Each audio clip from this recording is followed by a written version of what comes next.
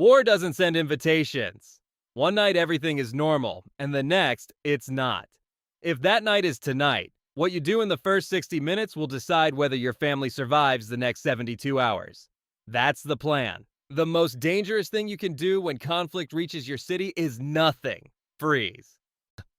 Stand by the window watching. Keep refreshing your phone, waiting for someone to tell you what to do. This waiting costs you the only resource that doesn't come back: time. The moment you hear explosions, sirens, or relentless gunfire, you decide. Stay or go. One decision now. Everything else comes after that.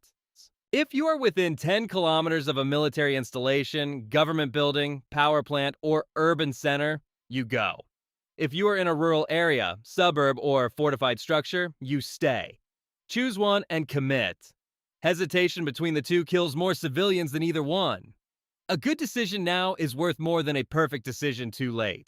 When danger arrives, instinct tells you to grab your cell phone, call, post, share. Do the opposite. In a conflict zone, the cellular network becomes surveillance infrastructure. Location, calls, data, everything can be tracked and triangulated.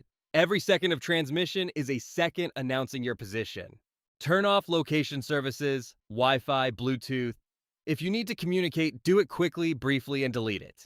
Your new source of information is a portable, battery-powered radio. It receives without transmitting. No one can track you for listening. It doesn't depend on cell towers. It doesn't depend on the internet. It doesn't drain your cell phone battery. From Syria to Ukraine, AM/FM radios continued to function when everything else had collapsed. If you don't have one, fix that today. It costs less than a dinner. It could be the difference between knowing what's happening around you and being completely blind. To recap, the signal came. You didn't freeze. You decided in 60 seconds. You eliminated your digital footprint. You turned on the radio. All this in less than 10 minutes. And in those 10 minutes, you did more for your survival than 90% of the people around you will do in an entire hour. Because they're still at the window, still on the phone, still waiting. The first hour isn't won on the street. It's won in the mind. It's not weapons. It's not food. It's water. Food gives you weeks. Water gives you 3 days.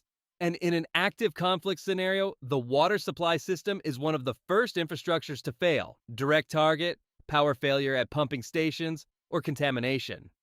The moment you've made your decision to stay or go, fill everything you can find with tap water.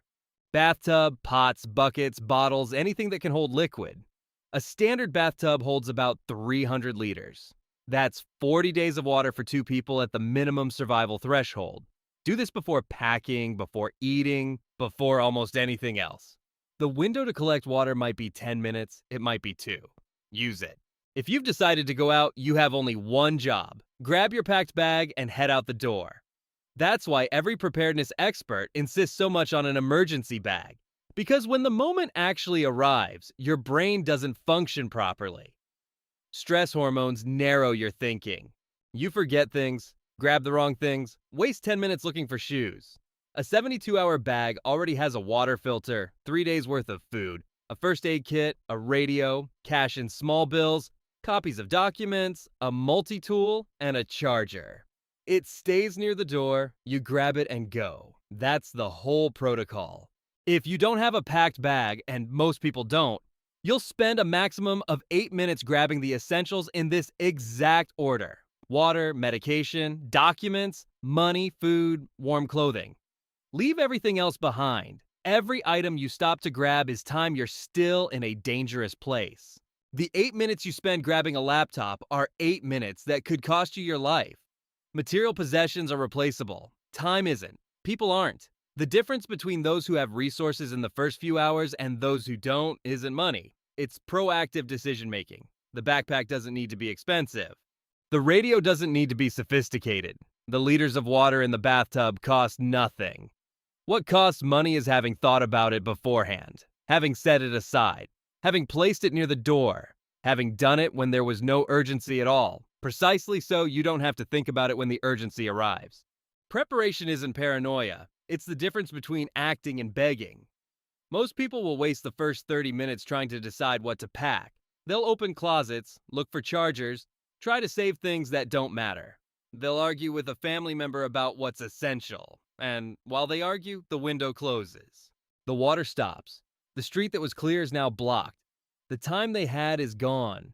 You won't be that person because you already know the order. You already know what to take. And you already know that everything that doesn't fit in 8 minutes gets left behind.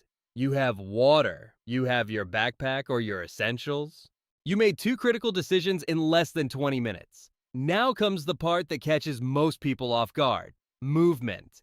Getting from where you are to where you need to be without becoming a target.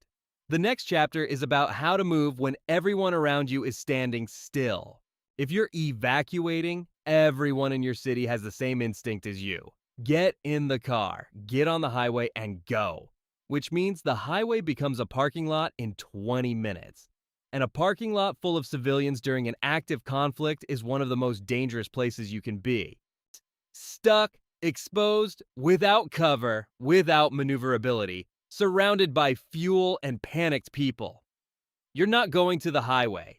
Before night falls, you need 3 pre-planned escape routes that avoid main roads: side roads, industrial routes, roads parallel to railways. Study them on a paper map, not on your phone, and memorize at least the first 15 minutes of each. When streets are blocked or under surveillance, whoever has a paper map and a secondary route moves while everyone else is stuck. If traffic is already jammed and you're not yet in immediate danger, staying in a solid structure is almost always safer than sitting in a car on an open road. A car is not shelter. It's metal. It doesn't protect you from shrapnel, it doesn't protect you from shockwaves, and it makes you visible for miles. The decision to move or to stop and take shelter isn't made just once. It's reassessed every 5 minutes based on what you're seeing and hearing. If the road is clear, move. If it's jammed, stop. Get out of the car if possible and look for the nearest solid structure. Flexibility saves lives. Stubbornness kills. Now, if your decision is to stay, your house needs to become a shelter. It's not about weapons, it's about physics. Put as much structural mass as possible between you and the outside world. The downstairs bathroom is one of the safest rooms in most homes. With no external windows, surrounded by walls and pipes on multiple sides, and small enough that the ceiling provides substantial support. In case of overpressure from an explosion, shrapnel, or debris, this room keeps you alive when others don't. Close all curtains and blinds to prevent glass from shattering. Stay away from load-bearing exterior walls. Stay low. Children and the elderly stay in the most protected position in the innermost point, and stay there. Not in the living room, not near a window. In the point where there is the most wall, the most concrete, the most mass between them and what is happening outside. This is not comfort. It's geometry. It's the difference between a shard hitting you and a shard being absorbed by 3 layers of masonry before it gets near you. Movement in conflict follows a rule that civilians never learn. Only move when you have a destination and a route. Movement without direction is exposure.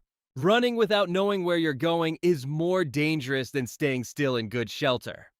Every movement must have a purpose, a defined destination, and must be made by the most covered route possible. Walls, buildings, terrain, anything that breaks the line of sight between you and open space. You don't cross open areas if you can go around them. You don't walk in the middle of the street if you can go to the side.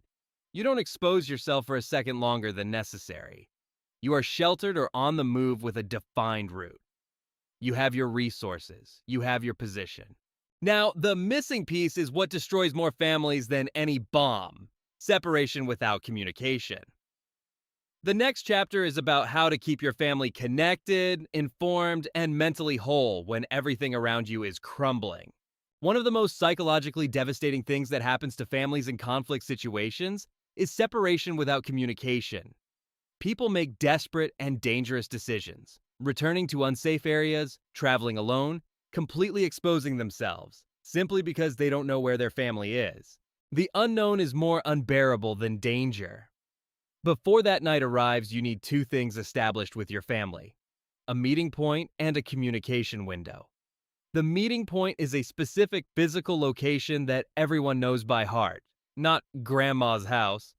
An exact address, a concrete landmark, agreed upon in advance. The communication window is a fixed time, say 8 in the morning and 8 at night, when everyone tries to contact each other at the same time. This conserves battery and reduces transmission time. Text before calling, always. Texts go through congested networks better than voice calls. Keep it under 20 words, confirm location, confirm you're safe, hang up. That's it. No time for conversation, no time for details, no time for emotion on the phone. Every second transmitting is a risk. Every second of battery used is battery that could run out when it's truly critical. The discipline of communication seems cold, seems inhuman. It's not. It's what keeps your family alive and connected for days instead of wasting it all in an hour of panic. Whoever controls communication controls the survival of the group.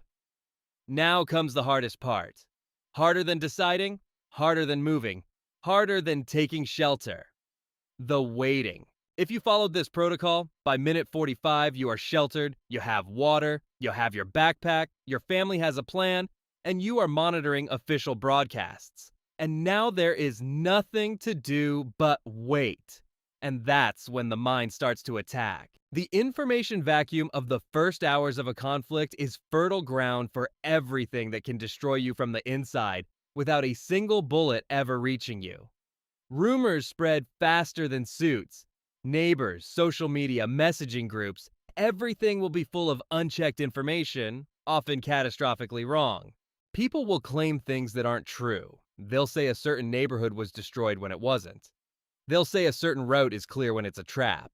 Panic spreads through digital networks faster than any physical threat. And panic makes people leave safe havens, abandon plans that were working, and make decisions that kill them. Your job is not to participate in it. Don't spread it. Don't consume it. Don't react. Limit your information intake to official emergency broadcasts. That's all. Give your family a clear and calm update every 30 minutes based only on what you've confirmed. No speculation, no "I heard that," no repeating what someone else posted. Uncertainty is the soil where fear grows. And uncontrolled fear within a group is more lethal than most external threats. Structure, routine, and the calm authority of one person in the group do more for survival than almost any physical resource.